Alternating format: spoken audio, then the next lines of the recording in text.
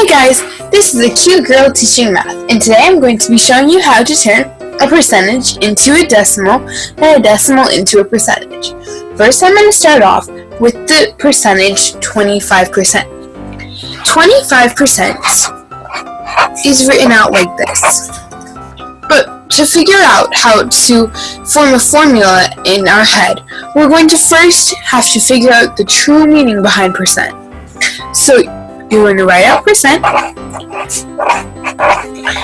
The two roots of percent is per and cent. So we're going to divide them with the line. Per means divide, and cent means 100.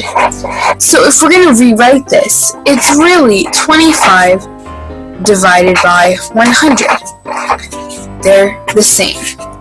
So to figure out the decimal, we're going to take 25 divided by 100, which equals 0.25. And if you want a faster way to do that, you can take 25 and just move the decimal point 2 to the left. So 1, 2. So now it's 0.25. So 0.25 equals 25%. And that's how you change a percentage into a decimal.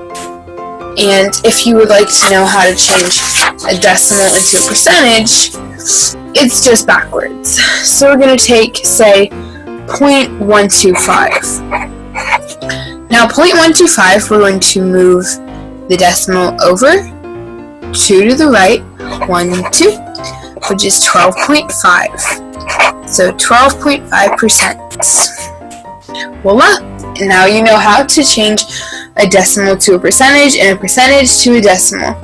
Thanks for watching. Make sure to leave a like. Don't forget to subscribe. And if you have any questions or comments or any ideas for future videos, just leave a comment in the comment section down below. Thanks. Bye.